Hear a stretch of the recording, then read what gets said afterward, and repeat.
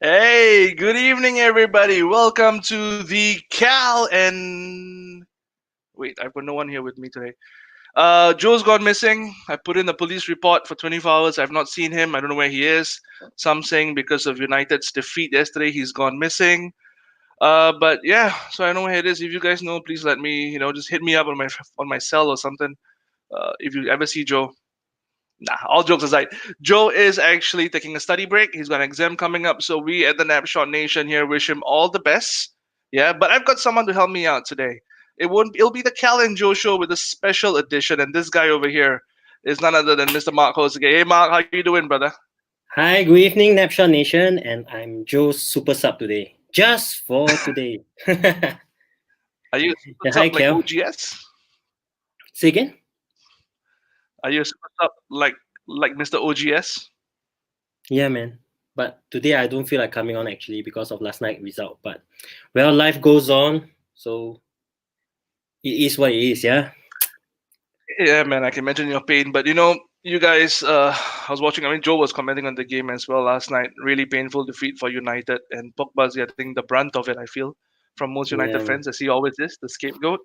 But do you see that changing in the future? Do you see United picking up, getting some points? It's been a long four games without a win at Old Trafford. I only can see them winning in the UCL, but in the Premier League, man, it's a different question altogether, man. It's a mystery. Hey, man, it's a bad night for you. It's a great night for me. Healthy. Yeah, tell me about it. Doing what we have to do. Ziyech on the scoreline. It's just great stuff. But look, today it's not about you and I. Yeah. Today is about our guests from the blue side of Manchester, right? We don't have not one, not two, but three Man City citizens from Asia who will come on and tell us why they love the club so much, what made them fall in love with the club, have a discussion, honest, open discussion about the state of the club, about Guardiola, about transfers, and hey, even about the game next week with Liverpool. Yeah. So, but before we even start to bring them in, everybody, thank you for liking, sharing, and subscribing to the Napshot Nation. On Facebook, thank you for the likes, thank you for the follows. Please continue to do so. We appreciate all the love and support. And also on YouTube, please like, share, and subscribe. That will really help us as we create more content for you guys. Yeah. But no, Marc, enough about City, enough about Chelsea, enough about Manchester United. Let's just move on. Let's just bring on the guest for the show today. Yeah, let's do Yes, that. all about the I'm gonna noisy bring on neighbors today. your noisy neighbors, not mine. I'm gonna bring on the first guest over here. Hi, Riza. Hello. Hi, Riza. Hey, Yeah, I'm from Riza. Please introduce yourselves. Tell us where you're from. How long you've been supporting City. yeah. My name is Riza. I'm from Indonesia, and I've been supporting City since late '90s. Because I was like Oasis, so Oasis, huge fan of Manchester City. So here I am. Fantastic. Thank you for your time in representing Indonesia. Brilliant. And next we have up here Pound. Hi, Pound. Hi, Please introduce yourself, sir. yes, my name is Paul. I'm from Singapore. Uh, it started as a hate for United.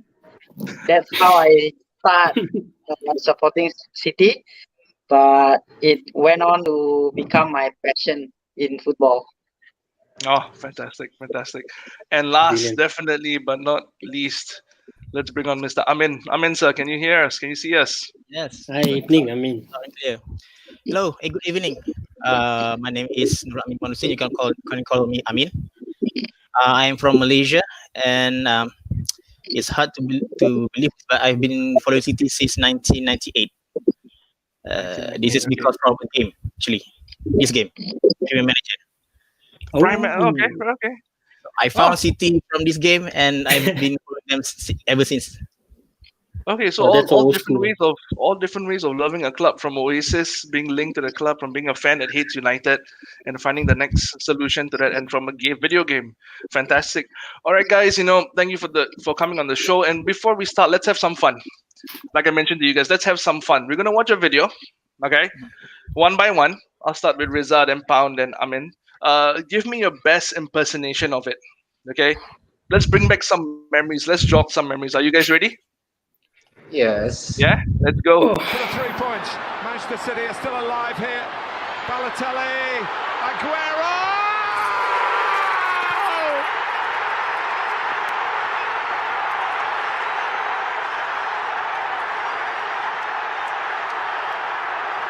I swear you'll never see anything like this ever again. So watch it, drink it in. They've just heard the news at the Stadium of Light. 2 goals in added time for Manchester City to snatch the title away from Manchester United. Stupendous! The greatest moment I've Okay, that's the greatest moment in sports, apparently. Now, you heard that little Aguero thing, right? So let's do this a bit of an icebreaker. Riza, I'll start with you, sir. Can you give me your best Aguero moment? Ready? In 3, 2, 1. Aguero! Ooh, bad. nice. I can feel the passion, bro. I can feel the passion. Can feel the passion. All right, Pound, representing the big SG, my friend. Go for it. Now, here 3, we go. 2, 1. Aguero! Whoa, fierce. sounds Quite like fierce. sounds like commentator, Oh, man. I just hope you guys don't have anyone living with y'all. They've been wondering why you're shouting some guy's name in the middle of the night. I'm in. Ready, I'm in. You're gonna go next. In 3, 2, 1, go for it. Aguero! Oh, that one wins. That one wins. So much That passion, one man. wins. Oh, I saw his eye lit up. I got scared. That is passion right there, man. That is passion. This moment really meant a lot to you guys back then as well. But we're gonna touch on that later on. What we're gonna do first is we're gonna go. Let's rewind the clock. Let's go back to City when it was purchased by a tie that no one expect would actually purchase Manchester City, right? So let's go back all the way to June 2007. Okay, let's go back to the Thaksin Era. You guys were there. You guys are lifelong City fans. You guys are not glory hunters and whatever people want to say. Let the haters hate. Okay, let's talk about the Thaksin Era for you guys. This man came in. I think you'll call him David, if I'm not mistaken. The nickname for him was back then, and that's an iPhone. I think it's an iPhone 1 or 2, whatever it was. And give us your thoughts when you found out that Thaksin from Thailand has come to Manchester to purchase your club. What was going through your mind? Like, maybe was it like a real Premier Manager video game? You finally get the players you want to compete. Were you thinking it's going to be an elevation for Man City? So let me know your thoughts. Were you excited? Were you happy? Let's start with you, Riza. Go for it. Okay, so when Thaksin bought the club, so well, it feels amazing because very rarely in that time Asian people can buy a club in UK. Yeah, so it's amazing, and we are as an Asian have a passion on it. Yeah, I mean that, and we hope that City will very famous in Asia.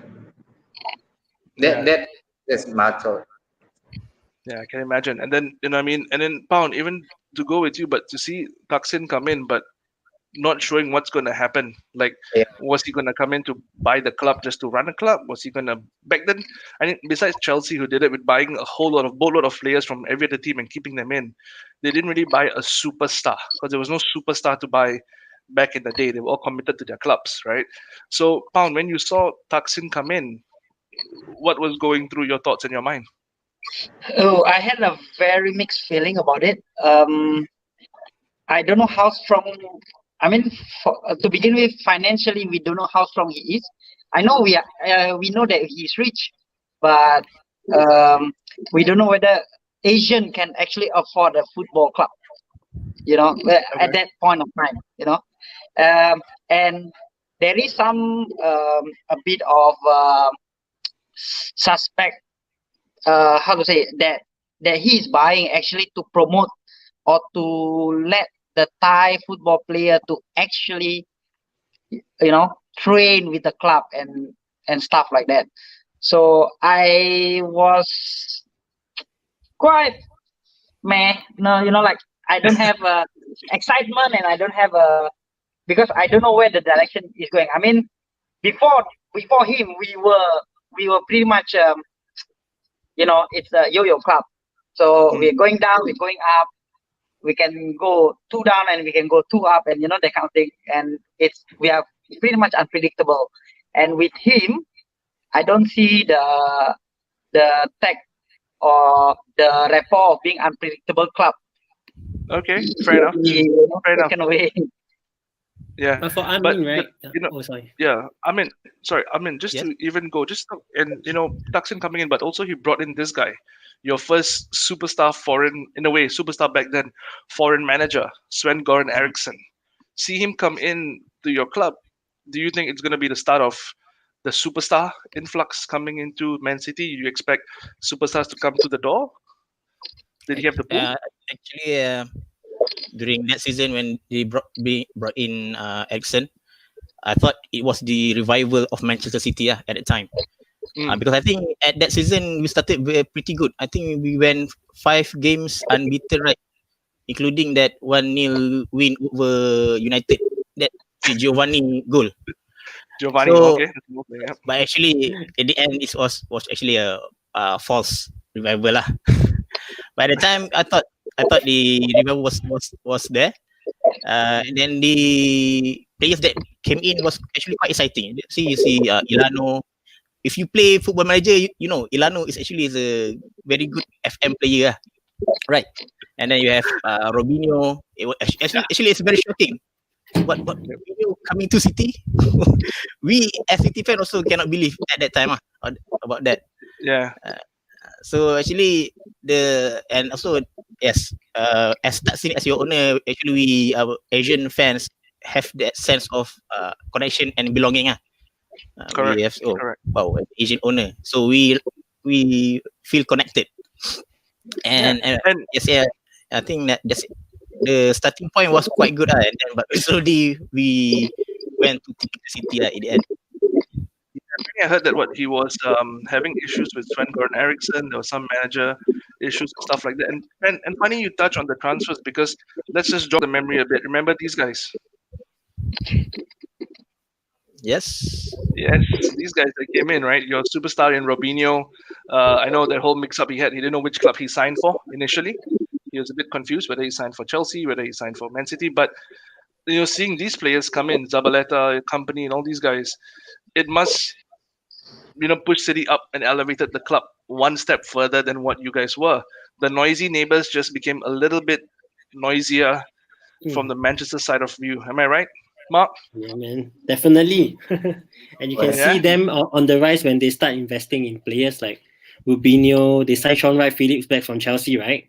And they also signed a Company, because to me was a very huge capture that really lifted them to the next level, because he was like their core and their captain for how many years? You see in their glory. Yeah, it was quite. You can see they were on the rise the moment Thaksin brought them over, and slowly but surely they will just come up and be the noisy neighbors they are now. Yeah, and even from that, we've seen that as well, and that I think that in a way kind of shook the footballing landscape a little bit. But when you start talking about these guys that come in and they came in and they run the show, we move over from the Thaksin era down to these guys, the takeover that actually moved English football. Right, Thaksin was just a drop in the ocean, I would say. These guys came in like a tsunami, took over the club from Thaksin, right, and started changing the whole perspective of English football, and especially Manchester City. So now that you've gone through the Thaksin, you've used to Robinho and things like this, but when the Abu Dhabi money comes in, okay, no matter what people say, I'm gonna just say it out now. Okay, Napshot Nation, say what you want to say. In the world of football, you need money to buy players. Chelsea has spent money to buy players. United has spent money to buy players. Liverpool has done it. Every other club in the world has done it. Whether you do it in one shot or in lump sum, whatever, it doesn't matter. It's money end of the day. So, Riza, from you seeing the Abu Dhabi takeover, okay, first, I know Pound is a bit meh about Thaksin coming in, not sure where he stands, and Amin is excited because he sees new players that he's used to and has knowledge of them coming in. But when these guys come in, Abu Dhabi money, did you all just go like, done, we're gonna be there right now, we're gonna fight all the way? Or do you think it's another Thaksin era about to happen again? In the first time when I see the Sheikh Mansour invest some money for the city, sorry, it's not only buy good players or nothing, but invest to every section of the football in Manchester. It's like build up the EDS and then build up all the what it's called the facility in everything. And I've been there Mhm. and I saw the stadium also and for the not only in the front of the stadium but inside the stadium they get the good facility there. Yeah. Yeah. So they changed the stadium, but they also invested in the training ground, in the Yes. youth. They did more than what Thaksin has ever did for Man City. Yeah, that's correct. That's correct. Yeah. And Pound, now you must be excited, Pound. You cannot tell me Abu Dhabi money still. You still, I don't know. You must have been a bit more gung ho already, I right? would definitely. I mean, okay, this one is a bit more obvious. Okay, well, like what people say, right? All money, is a never-ending money, and I was excited definitely. I was Okay. expecting we will be the next Chelsea where we spend money and stuff, and well, they didn't fail us. I mean, they did buy players. Okay. But yeah, still, again, at the end of the day, um, we still didn't know how the club gonna go forward. They're gonna buy players, but can the player gel, and how we build on from that? And the excitement is there. It's just that Okay. still, we are like, okay, will this last? Will this be another Thaksin? But we are really eager to see what happens. Ah. And I mean, excited now that Abu Dhabi came in. The massive 200 million they spent to buy the club. Thaksin made a lot of money. No matter what he made a good profit. He made a good profit from selling City. But I mean, were you guys happy to see him go because of all his off-field drama also that comes with it? Actually, it's a fun fact. Actually, what happened was that Thaksin assets were frozen, and that's why he Mm. had to sell the club. So it's a Okay. blessing in disguise for City. So if not, I don't think he would sell City, because at that time, if you look at the records before this, actually Sheikh Mansour was actually looking to buy other clubs like Everton, Liverpool, Yep. but then Thaksin came and offered them City because he had no money to manage the club anymore because it got frozen, and the rest is history. Yep. So actually, when the first time Correct. Well said. the on the takeover, I was actually more reserved because the first revival was a false hope. So they say hope is what that kills you. So for the second time, I was actually quite playing it safe lah. So, maybe they're just going to be with City for a short time. Maybe it is just for their propaganda agenda. By then, Yep. I'm glad that they have proven me wrong. So actually, they have very invested heavily in Manchester, not only in the club but also in the community. If you Yeah. went to Manchester, you see that they have a very big plan at the Manchester community, not only at the Manchester City club. Hmm. Interesting. And this is how many of y'all have been to the Etihad? I've been a couple of times. Couple of times. Ooh. Riza's got his hand up. I mean, have you been to the Etihad? Only once. Oh, okay, but you guys have Wow. been to the Etihad, Yeah. Yes. right? Okay. Just out of curiosity, have y'all been to Main Road? I No. did. Unfortunately, we didn't have the chance. That time, Sorry, Riza, I can hear you. yeah, there is no opportunity in that time because I have a schedule as well. Yeah. Okay. No worries, no worries. So you guys have been to Etihad, right? Give Yeah. us from a non-city fans perspective, when you reach Etihad and you look at, okay, they've taken over, you've read them taking over the club, they put money into the club, and now you're actually there looking at the stadium and everything around it. Did you guys believe in them even more and was 100% behind the Abu Dhabi bandwagon? Whatever doubts you might have about them, really, are they for real? Are they going to sell? Going there and looking at Etihad, tell me what do you feel? Well, I think the Etihad Stadium now is belong to Mancunians. Yeah, because of the stadium, most of the Manchester people, I mean the Mongolians, they feel it's like their home, really home, and it's developed in every section. Just like said that it's not only in the stadium, but all in area of Manchester as well. Mm, So it's good for them as well. yeah. Yeah. And Pound, what about you? I mean, you watched the game. Am I right to say that? Yep. And I was fortunate enough. I was there when For Aguero scored the last minute goal. Yes. ooh, that's all. And Wow. Okay. I'll tell you, it was quite fortunate. Okay. City was losing 13 points. You Yeah, know, Mark, you listening to this, Mark? You listening to this? This Yeah, story. yeah, This yeah, yeah. story. yeah. So Yeah, listening. City was losing 13 points. Was Okay. below second place, 13 points away from United. Yeah, correct. So Manchester this United, yeah, season, losing to Manchester yeah, United, correct? so this season pass holder is just like, okay, I'm giving up on the season and I'm selling my season pass online, like to go to the match. And I Okay. happened to Okay. go to the QPR the QPR match. Okay. And yeah, can you just imagine the guy actually hand me his season pass card to me before the game, and he was like, "Can I buy this back from you?" You know, that kind of feeling. Ooh. Yeah. He's a season pass holder. He's a the whole, and yes, I'm fortunate to be there. And Oh. when I grew up, it was amazing. Um, Wow. anyway, the first time I was there, I believe the surrounding was being built still. Okay. I was there in 2012, of course. And the third time I was there, it was amazing. The academy and everything, how it was built and the surrounding. I can see that they are there not just to football wise, but Mm-mm. community wise too. So they actually gather the support of the people surrounding, living in that place. So it's Yeah. more than just the club. It's the surrounding. It's the community investing in it. I mean, from your experience going to the Etihad and going to the City Stadium, the Manchester City Stadium, tell us, as a fan traveling all the way down 12, 14 hours from Malaysia, how was it for you?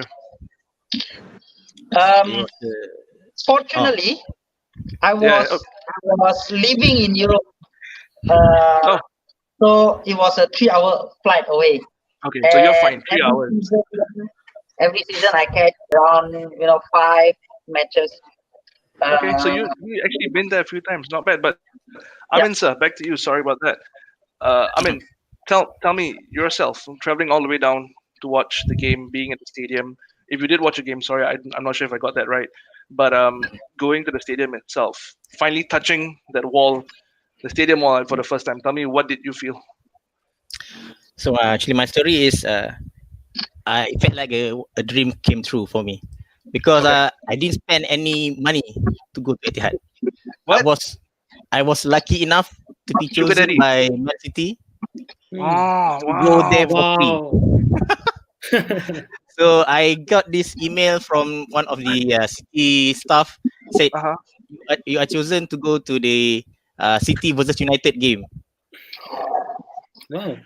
So they gave me two tickets. I have to choose pick another person to come with me. Yep. So I just bring my bag and go to the airport, so it was a very nice experience for me. I can experience Manchester, and they throw in all the whole package for me. And they brought me around the academy. They brought me for the stadium tour. So it was a very great experience. So I went to the academy. So I look, it's a very big facility, and so from there I know they are very serious about the development for the future for the club. And when you come down to Etihad, actually you will see all the names of countries that they have this supporters club at their wall. So when you go around and you try to find your country, and when you find Malaysia there, it's felt very proud. Definitely, man. Definitely. And to win a trip to go and see City, that's even fantastic. I mean, wow. How lucky can you get?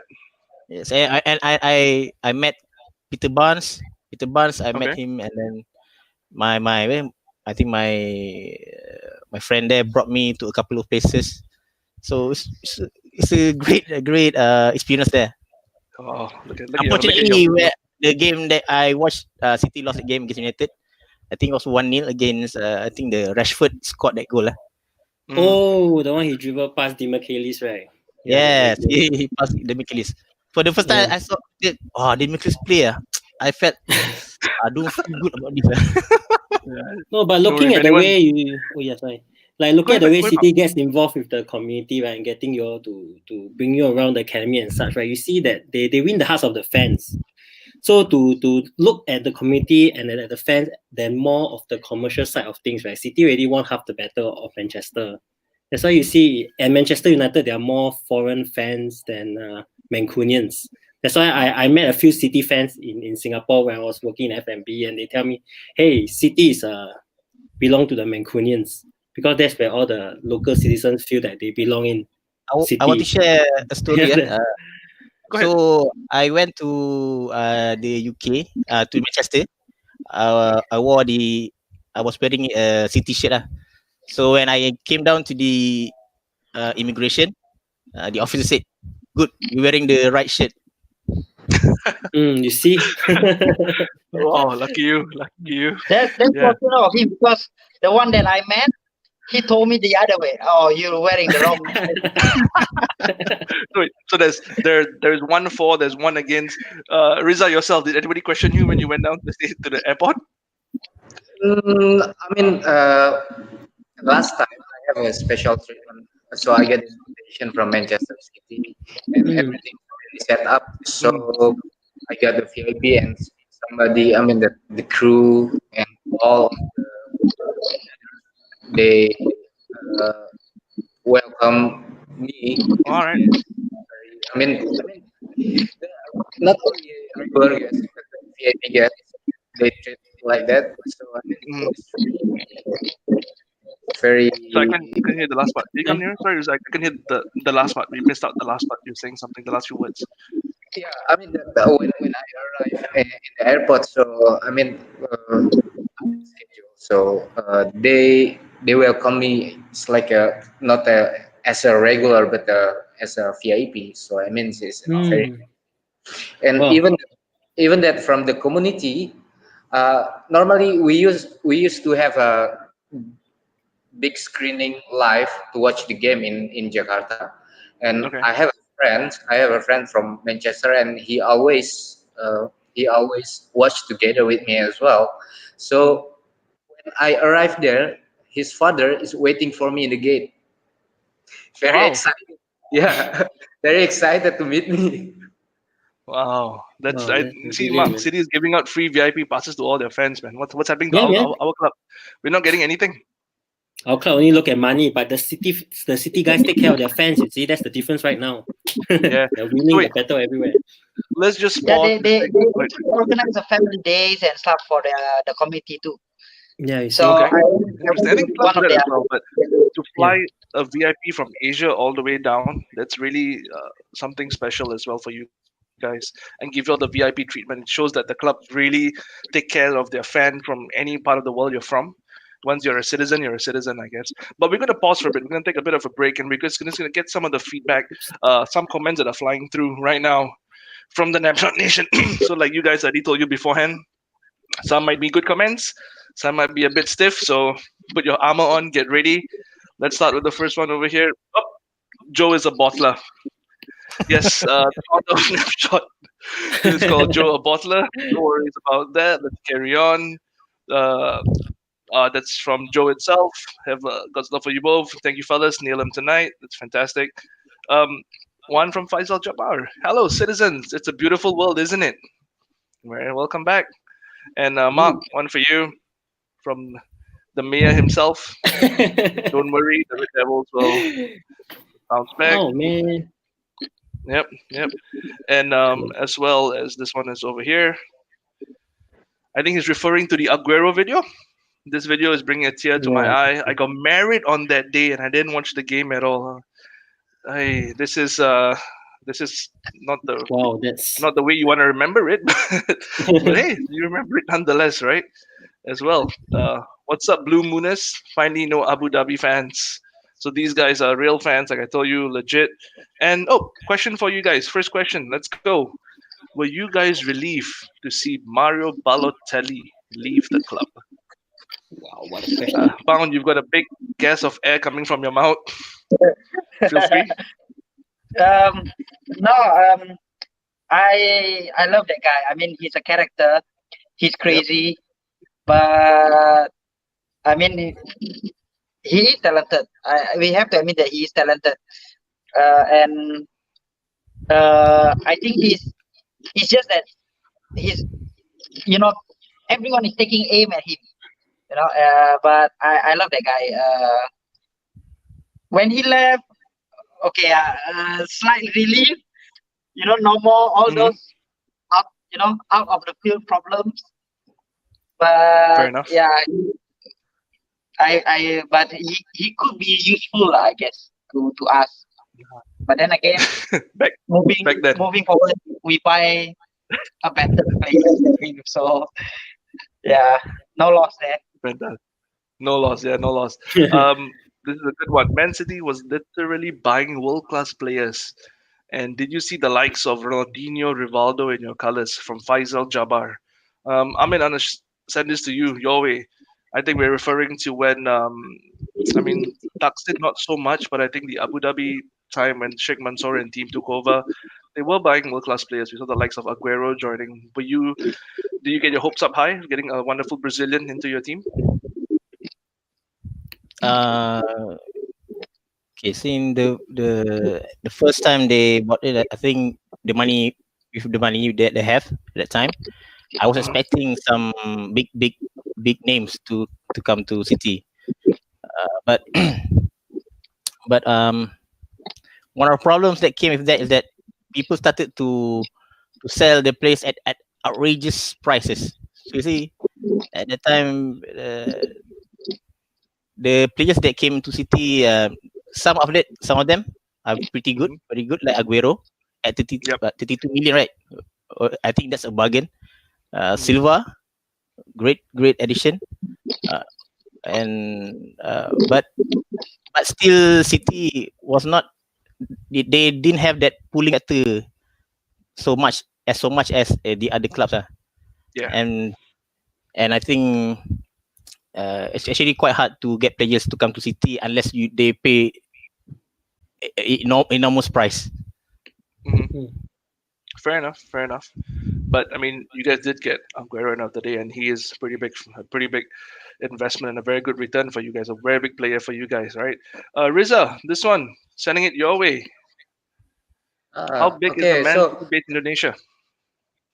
The Man City Indonesia is very big now because in the first time when I watch the live screening, it's like 10%, 10 people, 10 person, and then it's become big and bigger. And also now we have it's like around 2,000 citizens that sign up to our community around Indonesia. Yeah, and also regularly Manchester City always come to Indonesia.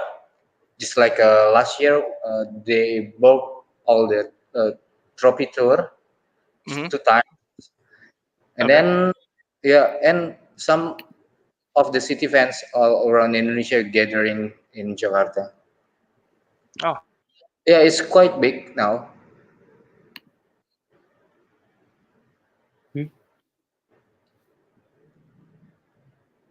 Do you hear me?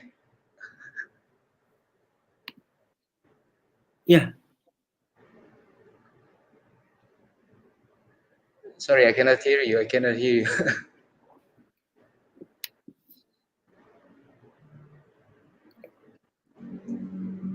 There's something on the audio. Okay, right?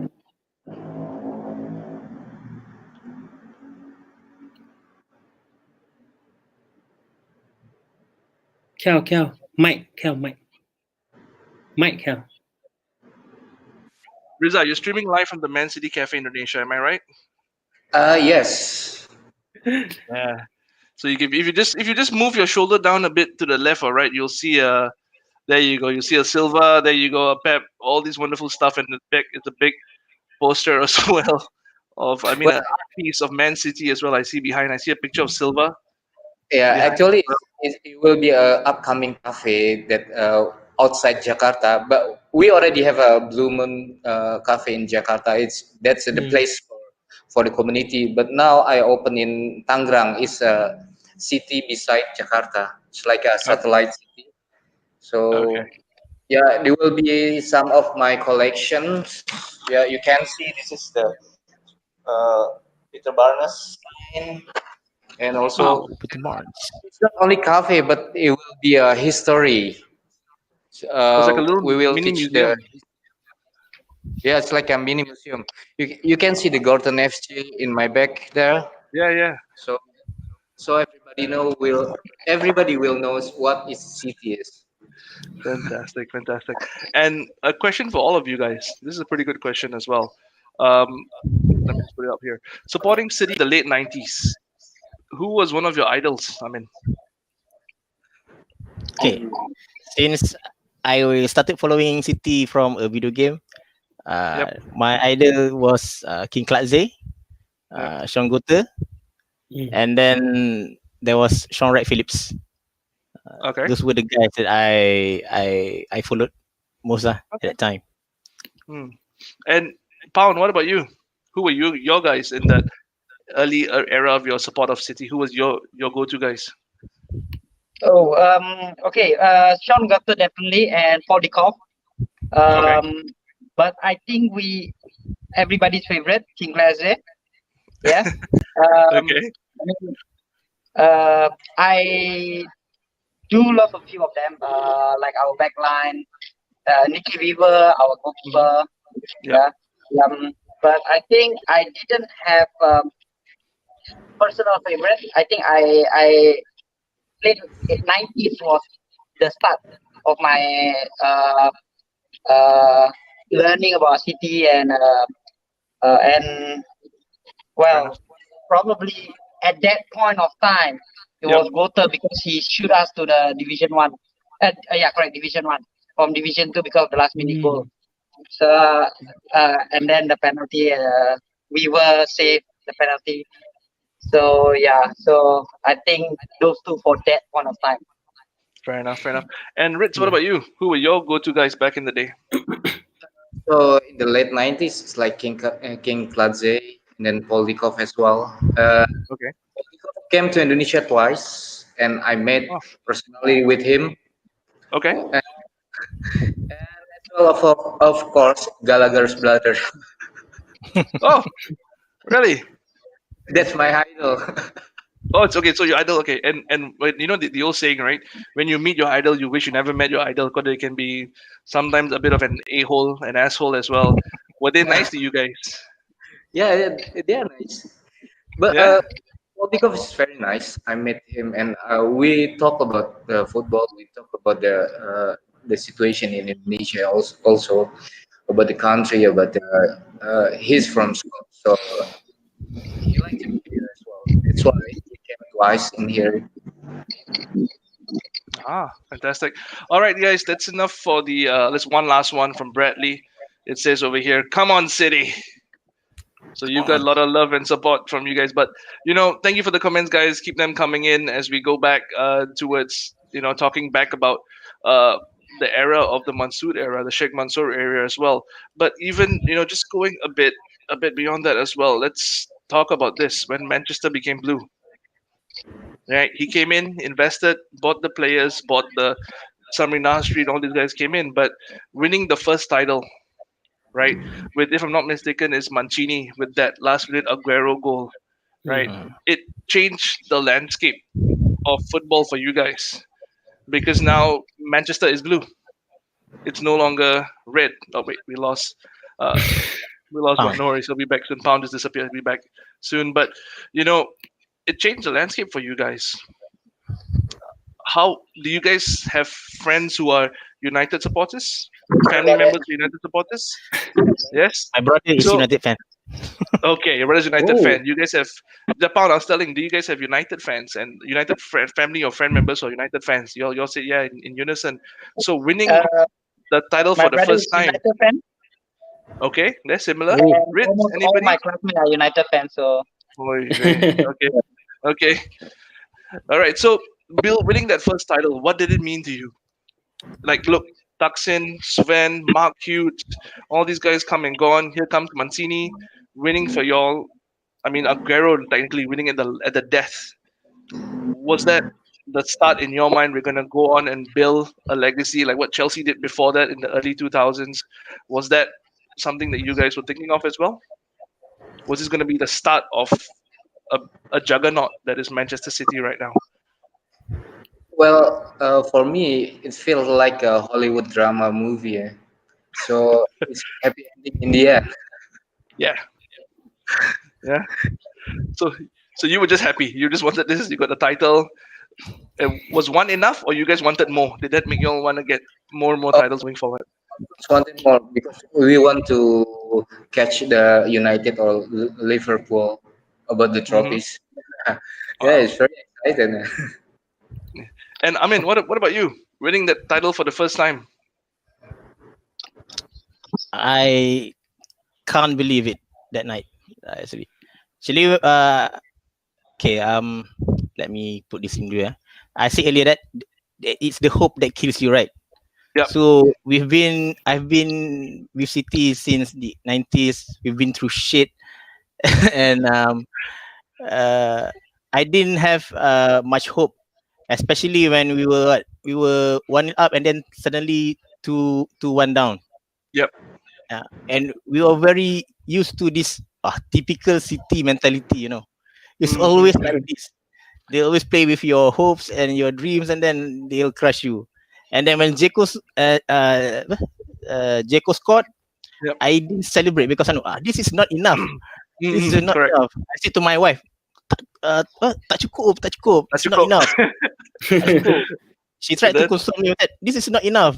I'll play through in my head. Wow, yeah, next day the United fan will tease me a lot, I think. But then suddenly Aguero scored a goal. I was like, I jumped in front of the TV. I ran around the house and I actually cried that night. Oh, I cannot believe it. It was one unbelievable moment. But still, because it felt like this is so once in a lifetime. We didn't. I was pretty reserved. If we win another title, that's good. But this is a very great moment. I just want to enjoy that moment at that time. Yeah, I can imagine because I can slightly relate with Chelsea winning the Champions League against Bayern. I was in all places Kuala Lumpur, watching in a bar full of United and Liverpool fans who were cheering Bayern Munich. So I cried. That's one of the few times I cried. And let's not talk about me. Let's go back to Pound. I'm starting to relive good memories of Chelsea. Now it's a different story. Pound, you were there, live in living color at the Etihad. I know you got the stadium, you got the ticket. The guy begged to give it back. You said, You went in. The last minute goal. Did you turn around and hug another citizen? Did you lose your mind? Did you scream? What went through that first title win? just a minute before Zeko scored, actually, everybody's like crying, literally, like their hand on the face. Some people are sitting down. They are like, you can see it's like funeral there, like, and when Zeko scored, everybody like start jumping and going crazy. And well, when Aguero scored, we basically hugged every stranger, any stranger we see, like on our left, on our right. We are jumping. And if you didn't remember, a lot of the supporters actually ran into the field after the goal. And the guy actually have to please, move out of the field so that we can continue. And then the final whistle, and then they go back into the field. They run back into the field. So it was a crazy moment, and it's different. Yep. When you watch it at home, you just jump for joy, and being there is like, you literally look around, and I'm like, Mhm. damn, this is passion. Like Yeah. you literally cry, you literally it's like you lost someone. Yep. But Yep. again, This is the yeah, beauty of football. it's crazy. Yeah, Really, and really. that's Mark. Well said, Mark. That's the beauty of football. You can be Yeah. of a different gender, color, skin, whatever. You can be an alien as long as your teams are winning and hugging. Everybody will hug everybody and share the love around. So that's the Okay, beauty I of have a it. question. I have a question for the three of Go them. ahead. You see. Go ahead. Okay, so you all won the title in the 11-12 season, right? So what were your expectation going to the 12-13 season? I mean, what were you all like expecting at the season? What you expect to win? I'll just ask all of you. Let's start with Riza. What was your Yeah, expectation for 12-13? yeah. Of course, I expecting in 12-13 become a champion as well. But unfortunately, that we just beat by Manchester United, and it's very hurt for me. Yes, close. Very close, very close.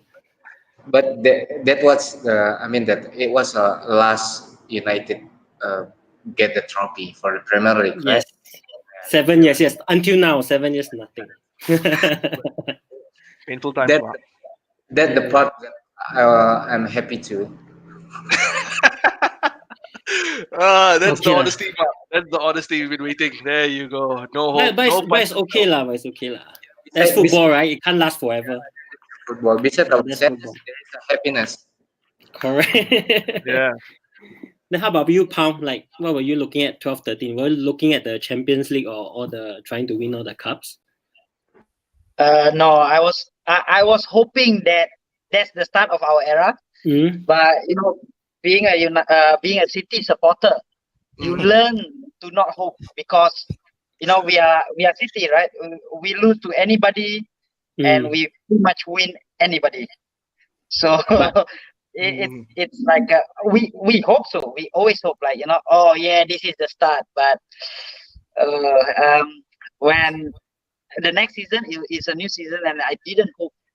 Well, I hope, but I didn't expect City to repeat the feat again. But yeah, and they didn't. And yes, right. after that, then we start getting consistent with all the players that we get, and the team gelling together and stuff. And it was Yeah. it was good. It was good. Yeah, there was a start of an upward trend, right? So Yeah. I mean, like, I'll ask you, I mean, so when was the time you started looking at the Champions League as the primary target that you all must win to accomplish everything as a club, as in the pinnacle of football, the most important trophy in your cabinet, the Champions League? When did you all start looking at it? Like, okay, we must get this. I think it was after the formidable season. After we dominated the domestic, we won every title that we was on offer. I think the next one is the European title. That was the time. Now that's the only target, and we are not in our cabinet. Fair enough. That's a Fair good enough. point, Jacob. And Yeah. just some comments coming in, like even Bradley is saying, "Look, I still remember the tears were running down my eyes during winning that first title, because you never forget your first, right? That's what they say. So he never forget. But guys, I just want to bring up one player which I think City fans will have more acknowledgement for than the regular football fan. And this is a question again from Bradley. Many people, even our own City fans, haven't noticed how much Edin Dzeko did or has done for us. Do you guys agree with that statement, that he has contributed as a silent contributor to City's success in the early days? For me, yes, I agree with that. I love that guy. Okay. He's a good footballer. He contributed a lot to us winning. And I mean, we can always count on him or some sort, and he is not our main player, Okay. he do sit on the bench a lot, but he was patient, and he Yeah. was he wait for his time, he wait for his time to play, and he really commit himself to us. So I think, yeah, he's I love him. And what about you? I mean, Dzeko, underrated, hugely underrated in Man City. I think it's underrated by much of the City fan, especially because they keep comparing him to Aguero. Very hard, Very hard. unfair Yep. comparison because they played differently.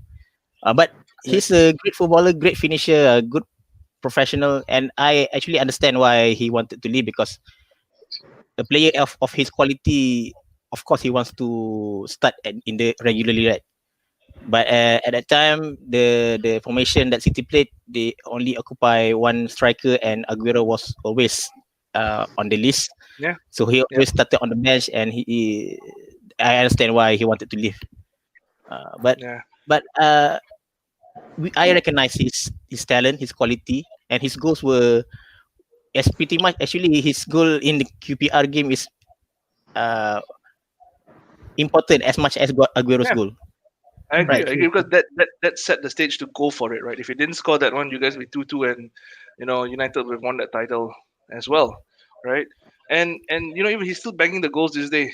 At where's he at? Marc? Roma? I'm not mistaken. He's at Roma, still playing scoring very in the well. goals as well, right? Still banging in the goals, so he's done that as well. And look, you guys got this. You guys got the first title done from that as well. Then you moved on to the Pellegrini era, where you guys had success as well, right? Yeah. Pellegrini, an overrated manager for you guys? Underrated? Did he contribute enough, or was he just meeting the bare minimum that City has set the standards? Well, I think Pellegrini, he was underrated as well. I mean, that Mm, he got one trophy for the Premier League and also another trophies for the others. yep. And he, well, actually, he just a substitute for the Pep Guardiola, right? And last time, because Manchester City want to have a Pep Guardiola, but Guardiola still in Yep. Ben. And but as a substitute manager, he have done a great job for the club. Yeah. So can you imagine, Mark? This is Man City, a club who were used to Marc Hughes as their manager, Yeah. and some of the Brian Yes. as well as a caretaker. Okay. and now listen to the expectations the fans have back then and now, definitely, right? He was just Right. keeping the seat warm for Pep Guardiola to come in. Okay, which brings us nicely, flows into the next segment over here. Pep Guardiola. He says he's the exceptional one, Mm. right? Pep, the exceptional one. He said in some interview, the Champions League game, that he's the exceptional one. Now, Pep has his supporters, has his doubters. Okay, and before we go into that, Pep coming to Man City, and also he's got his buddies as well in the board that were from Barcelona, that were there at Man City now, or still at Man City now. When Pep coming into City, you guys go, look, we're gonna bring in a massive superstar signing. He's gonna change. We play tiki taka. He's gonna bring all that expensive football from Barca to Bayern to City and make y'all super attractive. Did that push your expectations even more? And trophies and what you guys are going to win moving forward, do you all expect more from Pep Guardiola? Pound, I'll start with you. When Pep Guardiola came in, Yes, I was expecting more. I mean, nobody can deny he's a good manager. He showed it. And well, I don't expect his players from Barcelona or Bayern Munich to actually follow him to play for us. But well, I believe he have his own. I know that he will get his own player in. Mhm. And yeah, but I was expecting more to come because I mean he is proven a good manager. So yeah. Fair enough. And I mean, City were an attacking team already before Pep came in. They were attacking team. They were not a defensively minded park the bus, what kind of team, whatever you say.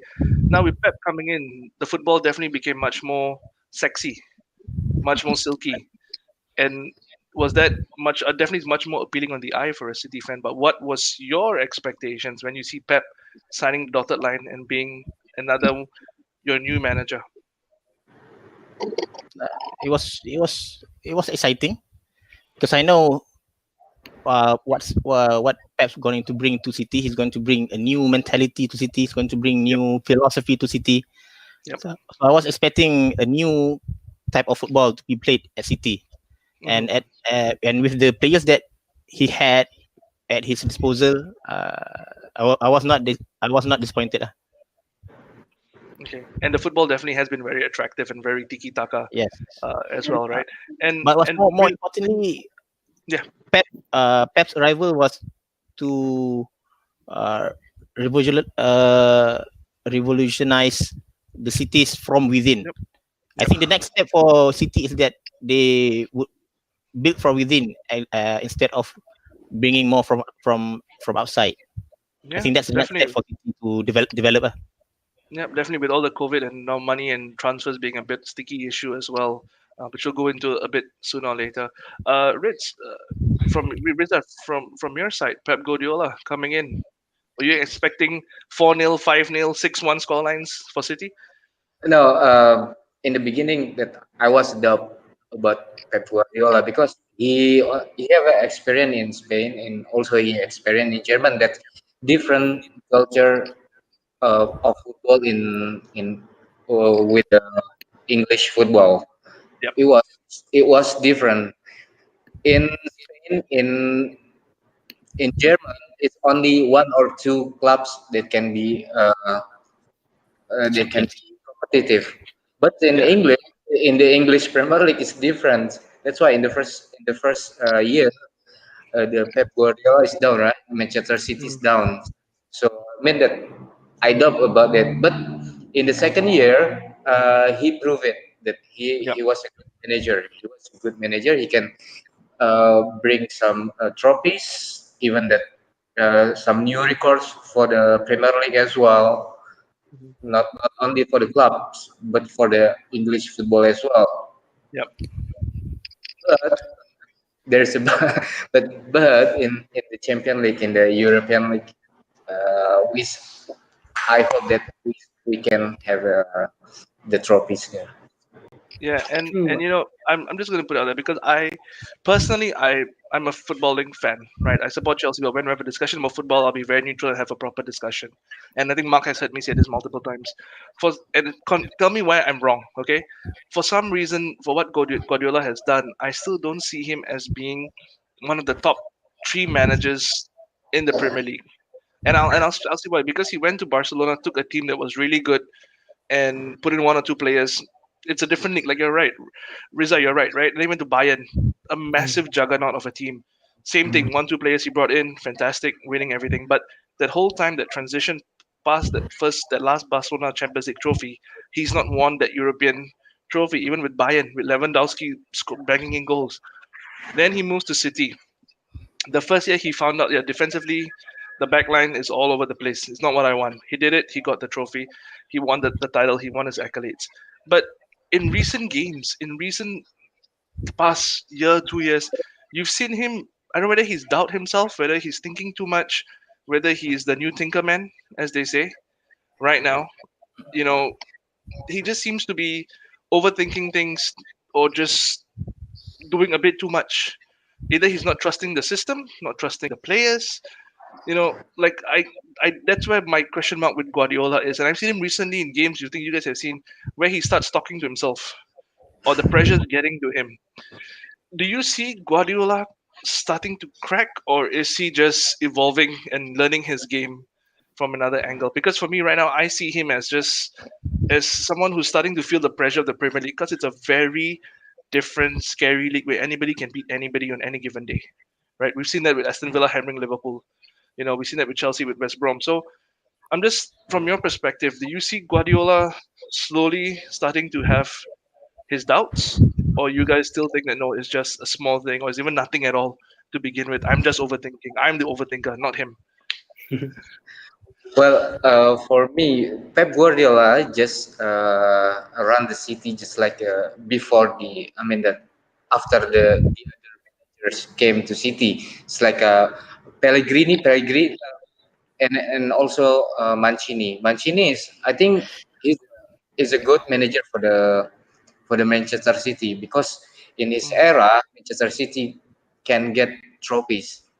yep, And then after that, Pellegrini only continue, and Pep Guardiola now he's only continue what the managers did, yep, and also uh, for this season there's so many there's so many big players. It's like a company left, and then Silva, and I think it's difficult for Pep Guardiola to build the new team again. So that's why I mean he's still looking for the structure, the good one, the good structure for the team.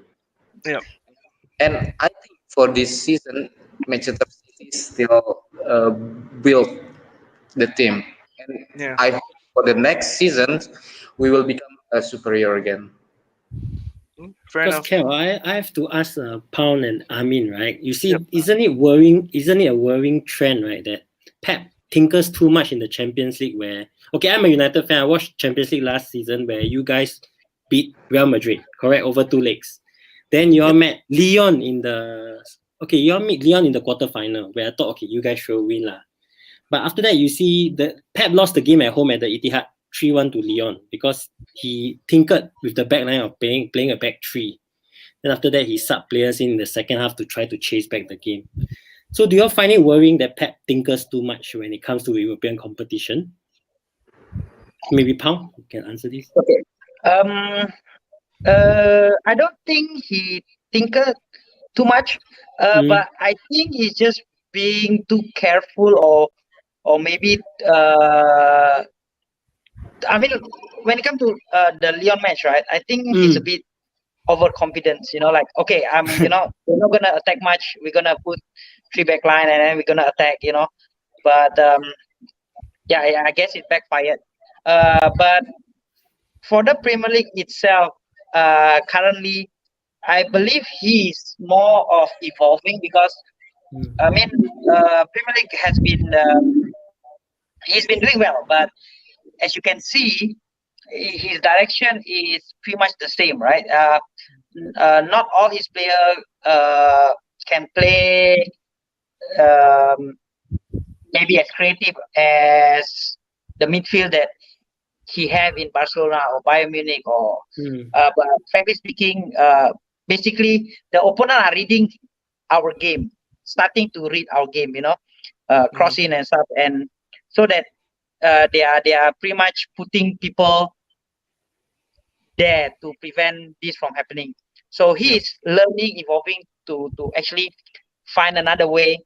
If you realize the last match actually, it's like we are no longer straightforward, but intermixing. How to say? Like the midfield are not fixed to their position.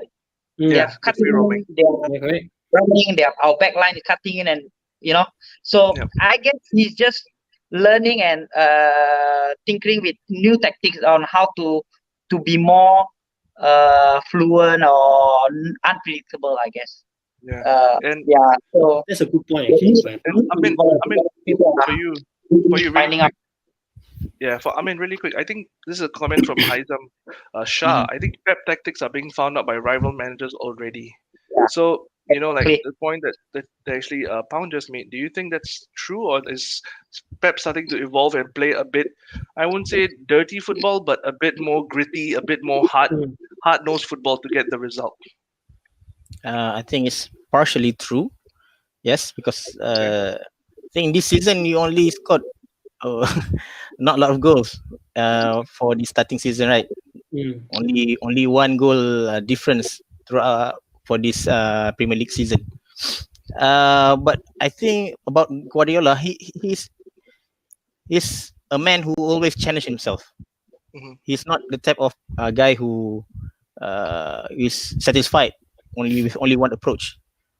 So you see how his tactic evolved from Barcelona to Bayern and then to City. He always changed his tactics slightly, even though he's always holds that philosophy of possession in his game.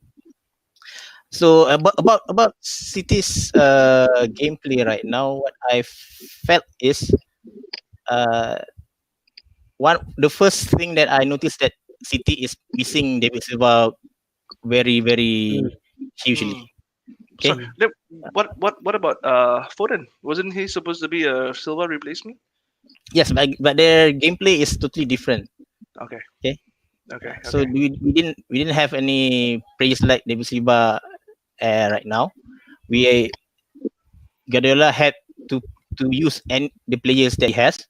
Yep. But the thing is, what I noticed lately, the City players are not. Some of the City players are not taking the initiative. So they retreat to just play it safe and try to play a typical gameplay, and that's easy to be read by the opponents. Yep. Unless some of the players start to take initiative, then that's where City will be dangerous. Yeah, and just to put at that point also, because I mean it's quite common among most Premier League clubs, the big clubs especially, is that City, even Chelsea, even United, if I dare say, are they missing a leader, someone that says, "Boys, let's keep going, let's keep pushing, don't give up, don't put your head down," that kind of thing. Is City still haven't found that replacement yet for Company? Company's departure, it was a big loss for City. Yeah. So But what about Ruben Diaz? Apparently, he says that he's like, from what I read, correct me if I'm wrong, guys. You guys are the experts here. That he's like a natural born leader. He comes in, he wants to be assertive, he wants to be the leader of the pack in the City dressing room. Is that something just media hyping him up, or do you see it on the pitch as well? For anyone, feel free. It might be true. It might be true. But you know, when you are a new player and then you coming into the team, sometimes you want to start how to say being low profile and stuff, and not ordering your old, your more senior teammates, to go and do what, So again, if you realize, right, even our captain has been switching. So yeah, I guess Guardiola haven't actually found that commanding captain in his player yet.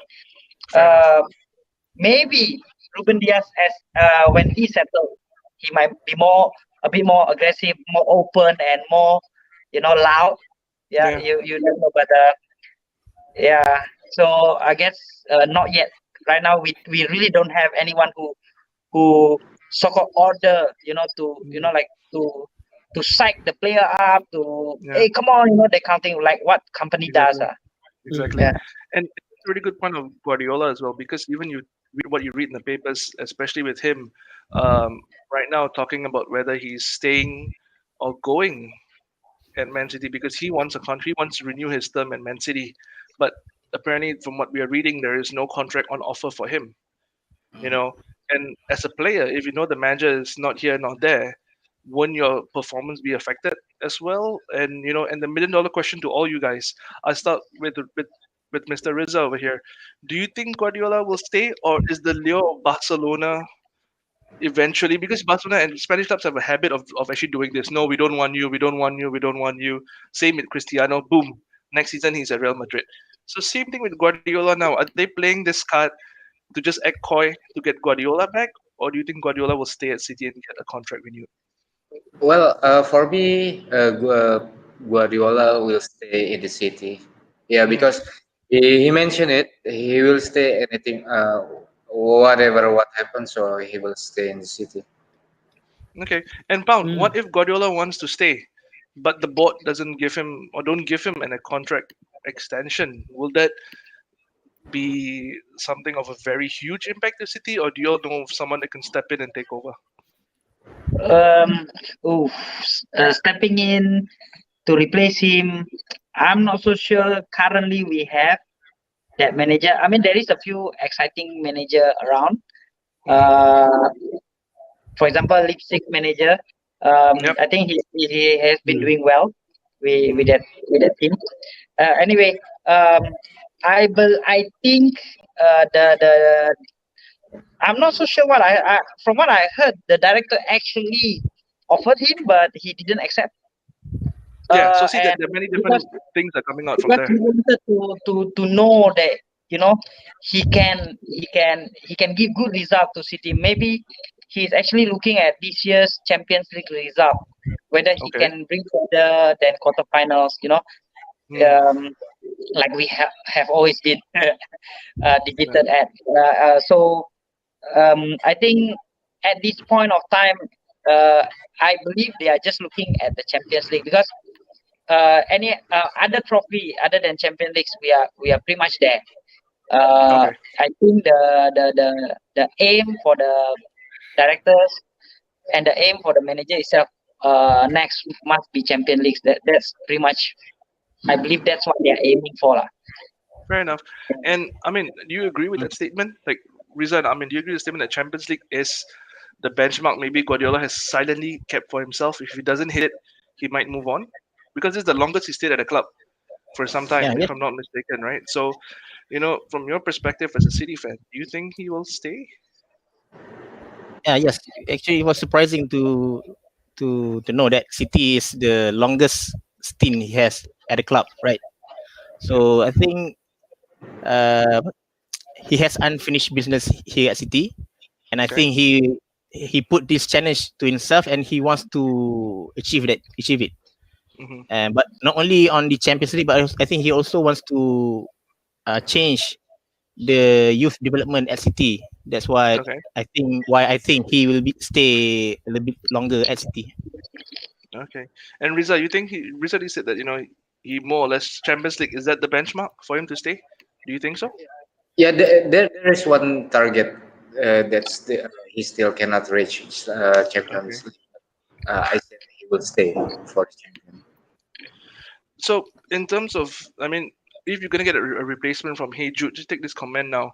If I were to give you a replacement, let's say for example, his replacement, meaning Guardiola's replacement, gonna be a big character because it takes a big task to replace Pep. Now, looking at the market right now in terms of managers that are available, there are not that many big characters. You got Allegri. If you want to put Pochettino, his name is always lingering with every club that's got issues. City might do the U-turn and go to Eddie Howe with Bournemouth. You never know. Football's a very crazy game, right? You never know who they might turn to as well.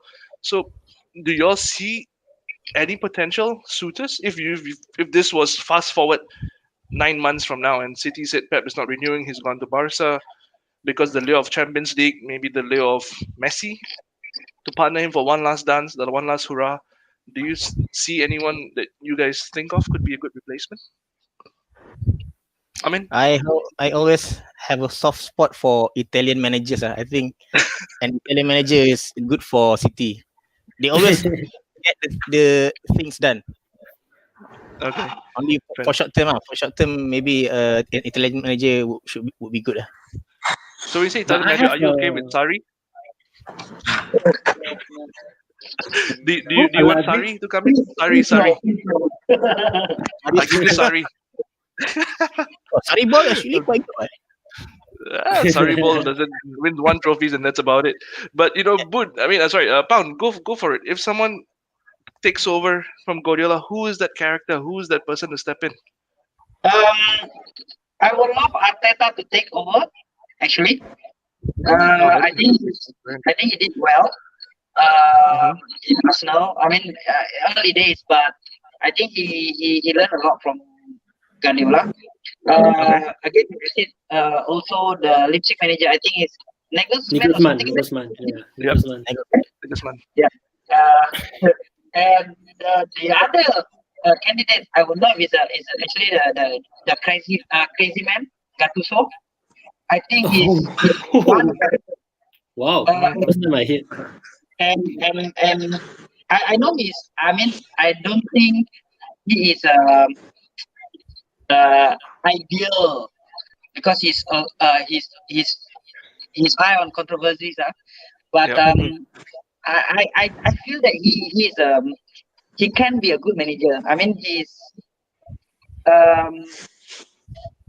doing okay with all the teams he managed actually.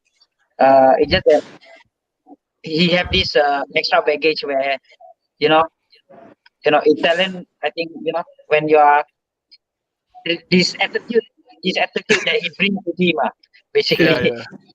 Fair enough. Riza, this question definitely I'm going to send it your way right now. Do you agree with this statement? I mean, Pochettino, right fit for City? He wasn't back properly at Spurs. Imagine if he goes to City and is back properly. Pochettino did manage the upset against City in the Champions League and at once. No, But But for me, I think I disagree with this statement because I think uh, Pochettino, he's not a, he doesn't have a spirit in the Manchester City. I think, but my feeling is like that. The right fit, if the Guardiola left, is Mhm. the people who knows Manchester City. It's like Mancini or even Vincent Company can be a manager, the future manager, because Mhm. he knows already about the city. Yep. And Yep. yeah, I think And we are seeing a trend in like in former players becoming managers as well, right? Like legends of the club becoming managers. So that could be right, you know. And you know, moving on from that whole thing, I want to pose a question to you guys. I called it rebuilding a city. Now, what I mean by that, you mentioned company, so I just want to mention this really quickly over here for you guys. Um, Look, you guys got your legends, right? Company, Aguero, Silva, and Fernandinho, right? Right now, you're down to two legends left. Aguero's injured a big portion of the time. Fernandinho is on a 1 year rolling contract.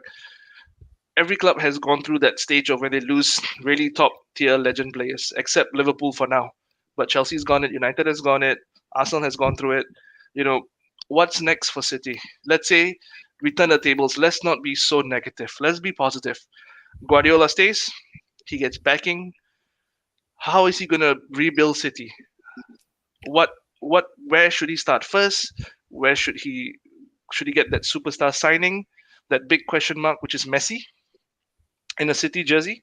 Let's just flip it around. Let's just say he stays at City, where will he start rebuilding City?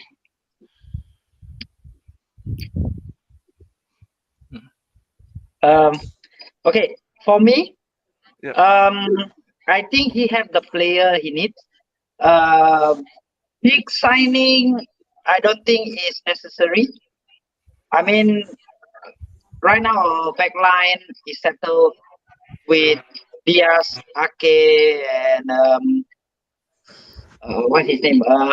Man, Americ is it Man, Laporte. Laporte. Laporte? Yeah, Laporte. And then on the left side, okay, I mean Cancelo is not doing well. Zinchenko is not doing. I mean Zinchenko and Cancelo is doing well, not so bad. Yep. I think they can. He can build on that. And then we have Rodri, Gundogan as a holding midfield and center midfield. We have Brune, we have Sterling and Ferran, and Mahrez as the wing. Yep.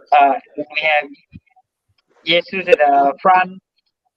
I think what I would like the club to focus actually more on promoting youth players.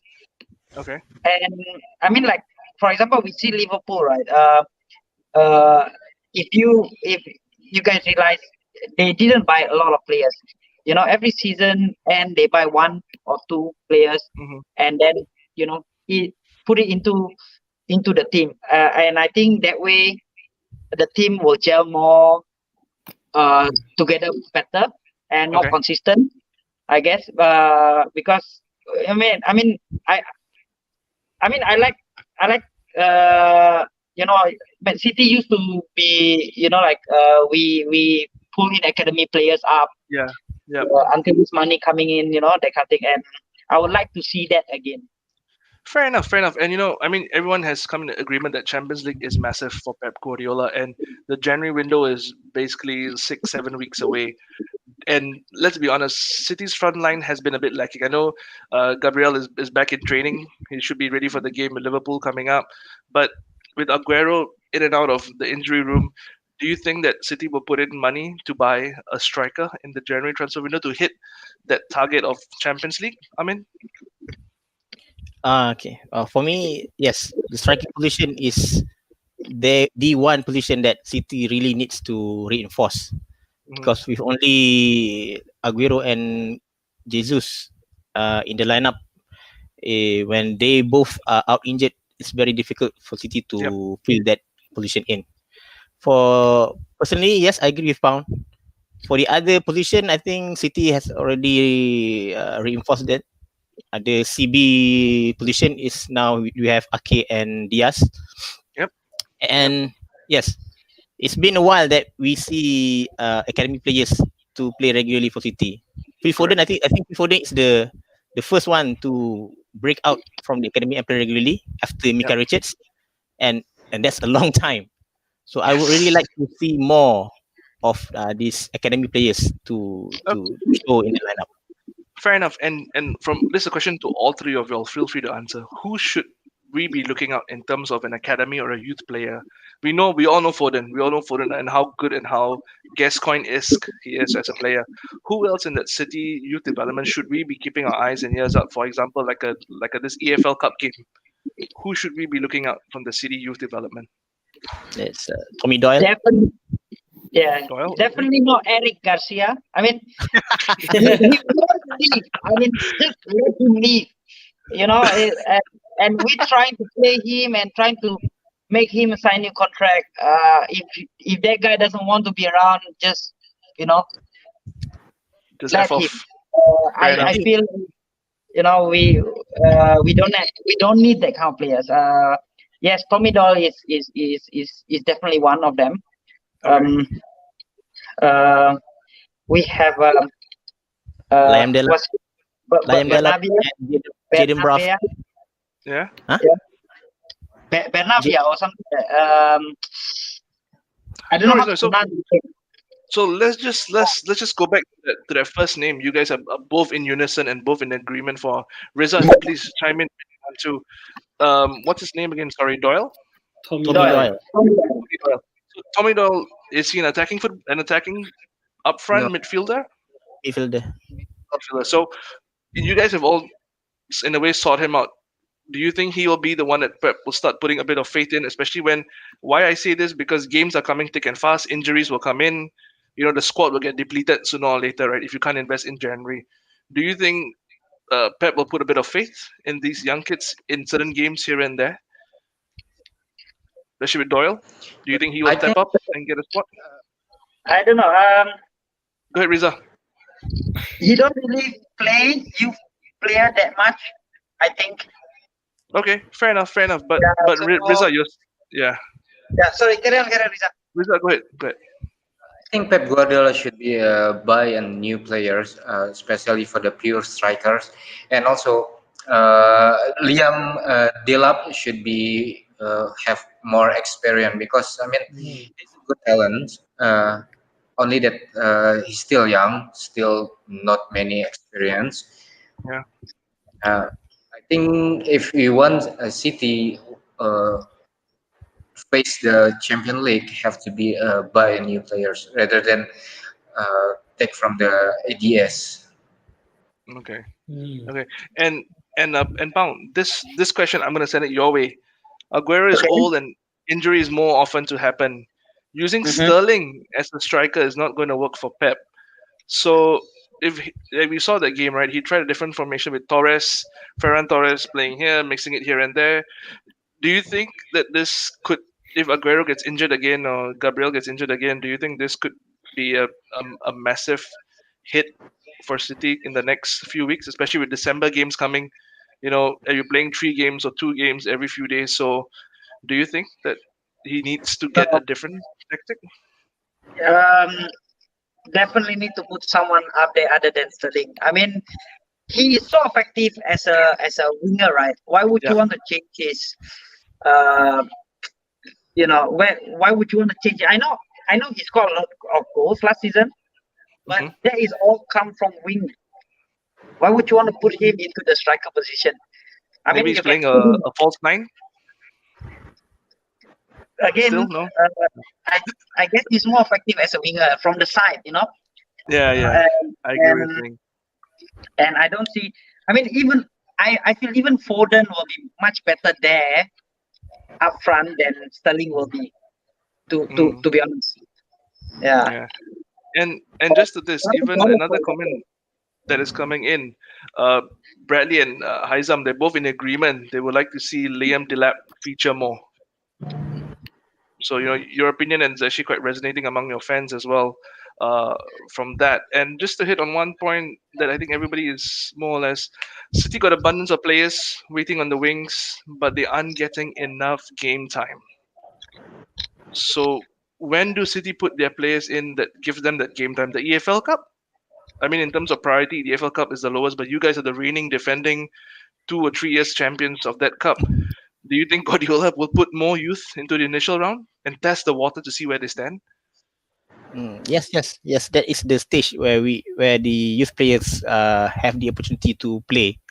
Mm-hmm. And Leon Delap is an exciting player. I've seen he play at the academy level, and he's a very good striker actually. Yeah. And I think he is one to watch for the future. Fair enough. So I think we all agree that Liam Delap, Tommy Doyle, Jaden Bruff, all these names are the new generations that we should put up front, put to the table. Yeah, and and just to throw this question out to everybody, yes or no?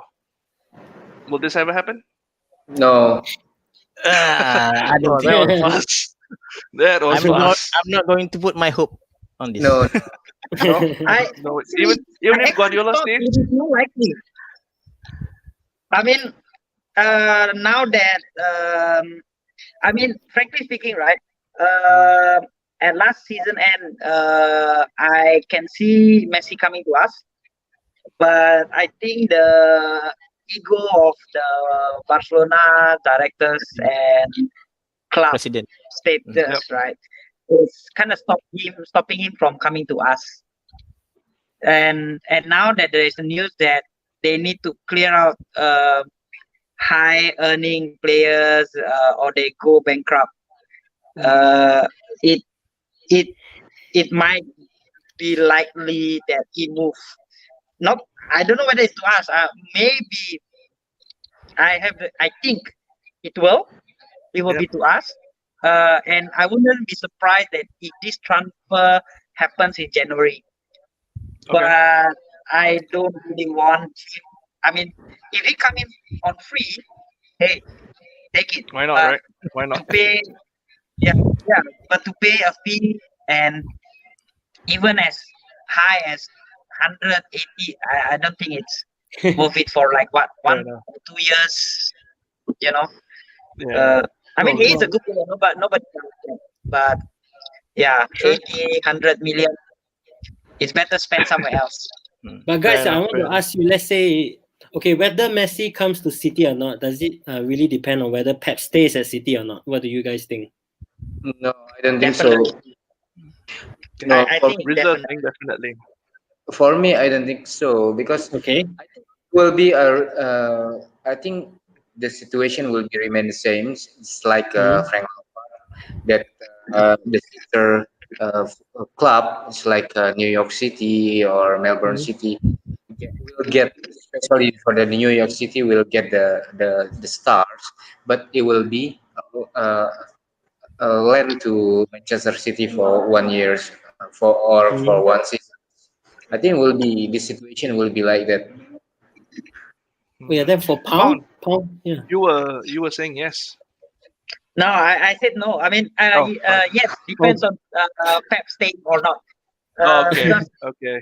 I feel if Pep move, I don't think he will come to City. He probably go where Pep is going actually. Or if really he go to City Group, he will go directly to New York City FC, like what is that thing? The plan all along, right? Play for us 1 to 2 years and then go on to American League. And you have a fan in this, Pound. Let me just put it up here. Mr. C. Lim says Messi is old and he does not have much playing time for him. For me, I prefer City to focus on young players. So I mean, agree. Yeah, go ahead. Yeah, yes, Messi is old, but I think with old players, they also bring with them wisdom, experience, and also this what they call they have this aura with them. So True. Messi in City will be a very huge addition. As Riza and Paul said, Pep Yeah. will be a big factor. But also, I think Messi will, if he wants to leave, he will leave on good terms with the Barca fans. So Correct. Yeah. unless he can get that, I don't think he will move. Hmm. Fair enough, fair enough. And guys, we're coming to the end of the show. We're just going to cover two more topics, but just to everyone who's viewing, commenting, please do like, share, and subscribe on our YouTube channel. Go to Facebook, Napshot Studios. You'll find us there. Like and follow us for posters, content, and our short videos that we do here and there. Marc, are you good? Let's just move on. We're going to come to the end of the show, but before we come to the end of the show, we're going to touch on two topics for you guys right now. Titles, and these two titles matter to you right now. Man City, we're here chasing the Champions League. You guys in your group, wonderful group, easy. I won't say easy group. Champions League is never easy, but Porto, Olympiacos, Marseille. You guys gave Marseille a wonderful lesson. This season, it just seems a certain difference to City. They're not struggling in the initial group stages games. They're actually playing good football, getting the luck. The Marseille game was a bit of luck here and there as well, getting the bounce of the luck. And with Champions League and how unpredictable it is, we've seen teams like Lyon, Red Bull Leipzig go to a certain level in the league or in the Champions League. Are y'all slightly optimistic this year? Not Do y'all think you will win, or what is the quarterfinal, semi-final? Yeah. I'll reserve my Your opinions? opinion on until the knockout stages. Fair The enough. group stage, I feel very confident, but it's always the knockout stages that bite City. Yeah, but the thing about Pep is when he plays a big team, he performs. The Real Madrids he can get through. Maybe City shouldn't get the small, what they call ayam teams. They should get a big bull, a big Real, a big Barcelona, even if they can. Maybe that is where Pep's sweet spot is, where he doesn't doubt, he just goes for it. Do you guys think so? Is that could be the secret success? Because you look at his records of big teams and small teams in the Champions League. Is this his time? Do you guys, are you all agreeing that you're gonna wait till get past the group stage, see who we get, and then we decide what's gonna happen? I have the feeling we will reach one stage better this season. Okay. I hope I'm wrong. But we might. I think we will only reach semi-finals this year. And I do agree with you that I think when we play against a good team, right? I guess Pep knows how to face them. Yep. And when we Yep. face someone who is new, like unknown, then I guess he thinks too much. He thinks too much, and he's pressurized to win, and maybe that's the reason why he haven't been getting get the Champions Leagues, because he's so pressured to win it that probably he's like then he tend to be more careful, he tend to be more I don't know. A bit more reserved. I guess, a bit more reserved. yeah. So I hope I'm wrong, but I don't think this year will be our year, actually. Not yet, at least. Come on. Okay, fair enough. Yeah. Riza, I'm yourself? really hoping I'm wrong. I want support them to win. Yes. Fair But enough, I fair think- enough. Riza. Here is a moment to be improved, yeah, for the Manchester City to get the Champions League trophy. Yeah. This is this is the time to improve. Yes. Fair enough. So Champions League still early to discuss, right? We all agree maybe it's still early, but their expectation is there has to be an improvement from last season. Maybe every season is one step till you reach the final and then you win it. That kind of thing, like what Liverpool did, right? And speaking of Liverpool, you guys have a massive game coming up with Liverpool next week, 9th of November. There you go. Klopp against Guardiola, Liverpool against Man City, but Man City are playing at home. So, I mean, in recent 2 seasons or so, Liverpool has become your rival. Manchester United, sorry to say this, Marc, not so much. No more. Not so much. I mean, if you look at the title races, it's just between these two guys, right? So, Liverpool games. How do you all take the Liverpool games? Do you guys get a lot of banter from fans online or from friends you know who are Liverpool fans? Because they are very vocal and more vocal when they win, right? Yeah. So, and they go into this game, but this game is different. Why I say this? They are without Van Dijk, massive without Van Dijk. Fabinho still hit or miss. We're not sure yet, right? What are your expectations from this game? The last time they played, City won 4-0. So Riza, what is your expectation from this game with Liverpool? Well, I hope this. If we win from Liverpool, we will open the gate. I mean that there will be a like a starting point for the players. If they win a game with the Liverpool, so I mean it will be easy for them to win again Hmm. for the other teams. I think that's for me concerned about that. Okay, okay.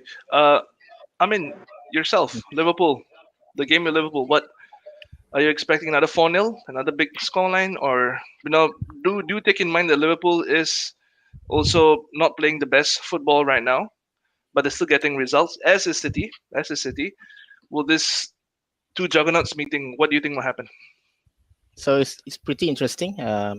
Liverpool are having problems at their defense side, and City are now having problems at the attacking side. So it's an interesting plot. Yep. But City versus Liverpool record at Etihad is more towards City. I think it's 12 over over two. Yep. So I think it's a good chance for City to win, Okay. especially if they can solve that attacking issue. Okay. Okay. And just to put this fact to you, Guardiola has won the least amount of points against Klopp. If you look at their battles in clubs and things like that, and Pound, this game coming in, are you confident? Obviously, every team goes in to win 3 points, no doubt about it. But are you confident of getting 3 points from Liverpool? Uh, I would say okay. I mean, it's either a draw or we win 1-0 along the line. So confidence of winning, borderline. Okay. I mean, we haven't been clinical in our finishing, so I don't see any big scoreline from us. Okay. But Liverpool haven't been on clean sheet for a long time also. Okay. Yep. Again, like what Amin say, right? It's pretty interesting game because Liverpool is having problem with with their defense, and we have problem with our finishing. But I believe we still win it. We will win it probably 1-0 or 2-1. Yeah, you have to win it. But We might actually have another clean sheet. So yeah, so Yeah. it might be 1-0 or 2-0. Okay. actually, I And have just to to get some ask. Wait, Mark. I have to. Sorry, I have to ask Go you ahead, guys. Like, Riza. Okay, do you see this as the most important game of the season? Because the title challenges has always between you and Liverpool. So, do you see this tie as the most important game of the season for you guys in the league? Yeah, just like I said before, this is the I mean this is the beginning point for the Manchester City team. If they win against Liverpool, so it will be they will have a more confidence for the next feature of the games. Yep. So they need their confidence. Yeah, and even psychologically, because now City's on 10, I think they're on 10th position with 11 10. points. Although Yeah. playing a game less, you're 5 points behind the leaders, Liverpool. And if you guys were to lose that game, it becomes a massive 8 pointer.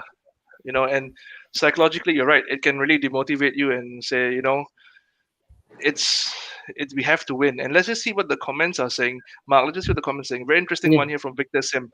Surely City win over Liverpool to close the gap, though. The onus is on us since we are at home. So the But there's no expectations are fans. there. There are no fans. Okay, so this whole fans thing, people make a joke about, call it empty hut. Okay, Mhm. they make a joke about it, whatever. Do you think it's been an impact on City in No, the home No. games? No. I think only the newer ones will take that felt insulted on that. I think we just shrug it off. Yeah, and do you think not having home crowds doesn't matter to you guys in this game, right? Because football is still football. It's played by 11 men Yeah. on the pitch. I mean, it's 22 guys are altogether. But here's another interesting one I want to share with you guys over here, from a Liverpool fan, Faisal Jabbar. This is the best time to play Liverpool. Then again, never take Klopp and his players lightly for granted, or for granted. So, Liverpool fans themselves they will be confident, obviously, but I think there's a respect with Liverpool and City fans. I kind of see that a bit between friends that I have as well that are Liverpool fans and City fans. There is a respect between the two because, a warrior recognizes a warrior, right? A lion recognizes. So, do you guys think this is the best time to play Liverpool given their defensive priorities? Because a goal can come from anywhere, a set piece, a lucky bounce, whatever. But Yeah. do you think right now Liverpool for the taking without Van Dijk? I agree. Actually, I mean, like what Amin say again, right? The defensively, they haven't been playing well. Mhm. And yeah, so I think it's a really good time to play them right now. But then again, like I said, or like we said, our attacking haven't been clinical also. So let's see who turned up that day actually, their defense or our attacking. But frankly speaking, between City and Liverpool, right? There's never home and away. It's really unpredictable. Yeah. So and yes, and Klopp is really some sort of like a Guardiola kryptonite since their days in German league. So yeah. So again, unpredictable. Okay, But we fair will enough. win. Oh, we will win. Adds the You confidence have right to there. win. We have to win. I don't know if you guys Yeah, caught a few have episodes to. on the Big Focus where a Chelsea fan said Chelsea's going to lose against Manchester United, and he was so sad about it. So to hear fans being optimistic about their team playing a big team, it's nice to see. Just to take one more question over here from Anwari. Given an option, would you guys take winning the Champions League over the Premier League? Ooh, see, there was no straight answer. Everybody had to think, which means these guys love their trophies. Yeah. We will love our Champions League, right? I mean, we haven't get one. So I guess for this year, yes. But for any other year, it might be tough to choose between the two. Fair enough. Yeah. I mean, yourself. Hey, this is tough question to answer. Do you need more time? Should I come back to you in a few No, minutes? no. But if if this season just one season, but then we dominate the domestic league back lah. If that is the case, they was present to me. Okay, I'll take one Champions League and then another 10 EPL. Okay, that's good. Wow, making a deal with the Premier League gods over here. Rizal, so Champions League over Premier League? Well, for me, if we can get two, why we should get one? Ooh. So he wants a 2-in-1 coffee mix for this guy. He doesn't take one. He wants two. I mean, it is possible, but for sure, Champions League. For sure, Champions League. Champions Because League. All right, cool. Yeah. Let's just take one more question from a fan. His name is Jeremy Fan. Right now, on paper, City looks a better team than Liverpool without VVD, which we've all mentioned before. Pep is a better manager than Klopp. I mean, look at trophies. Yeah, Pep is way ahead, right? Way ahead. Tactical nouns in recent games, it's almost, I would say, equal because they're both playing very different styles of football they're not used to. Winning gritty, getting that 1-0 or winning by a 1 margin. Pep better than Klopp, or do you think they're both equal? But Shall I go first? Good, Rizal, go ahead. I'll let Rizal go first. You're excited. Keep that in. But as we know that Liverpool doesn't have a defender, but we don't have a striker for a moment. So it's like a very difficult Very So you are difficult. sitting on the fence. You want to be a bit controversial here about whether Pep is a better manager than Klopp. So Pound, you want to shoot whether Pep is better than Klopp? Okay, Mm. first and foremost, City is definitely better than Liverpool with or without VVD. But anyway, Okay. Wow, that was a quick escape. sadly, I am Klopp fans. I know it's but I'm a Manchester City supporter for first and foremost. So Pep is better manager than Klopp. I don't know. I can't say for sure because again, even if you look at the head to head, it doesn't look good for Pep. To be frank, I mean, since their days, and again, this has been going on for when they on their during their time in Germany, and again, Klopp is managing Dortmund, which is so-called the lesser Underdog, superior team, and Bayern supposed to be the better team, that kind of thing. Again, I love Pep from the time he's in Dortmund, as a manager and as a person. But again, nobody can say. Sorry, I love Klopp when the time he's in Dortmund, but nobody can say that Pep is a better manager than Klopp. I think they are in the same 50-50 kind of. But again, personally, I think Klopp is a better manager. Yep. But as a supporter of Manchester City, I support Pep. Fair enough. Because it's a very subjective. It's a very subjective way to answer a question, right? It's whether you like something in a certain way, you like your drink hot or cold. It's very subjective. But in terms of football, so I mean, you are the man with all the football knowledge. Tell me, with the FM days and understanding every player that is in City, past and before, now managers as well. Is he better? Is Pep better than Klopp? Between these two, they have a very clashing philosophy. Correct. And but I prefer the Pep way. I prefer I think his football is more beautiful. More artsy against Klopp. Klopp he plays more direct, and he hits you when you are not aware. So that is his style of play. Gegenpressing, pressing, right? Gegenpressing against Pep's way. Pep's way is about possession and then dominating and then weakening your opponent until they lose focus. That's Pep's way. But I prefer Pep's way. Although yes, between these two, they are almost equal. I don't know. It's about your preference, but I prefer Pep. Pep's way is better for me. Naturally. So let's come with the prediction. And about Liverpool, yes, Liverpool are struggling defensively, but we cannot take their attack for granted. Say yesterday, Mane, Salah, and then Jota is quite good lately. So these players, we really City's defense really need to be on that day. So Diaz, Laporte, that left back position will be the main point lah. Whether who's going to play at left back. Correct. Right back, no issue, but left back is I think the point where City needs to focus on that day. Okay, fair enough. So before we end the show, I want a prediction from everybody. I want a prediction for this game with Liverpool. Will Klopp be checkmated out by Pep Guardiola, or will it be a draw? Riza, score prediction for this game. It's like 3-0, 3-0.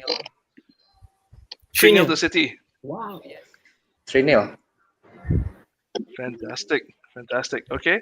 Scorers will be hard to say, but 3-0 is a good score. Pound, are you as optimistic? 3-0?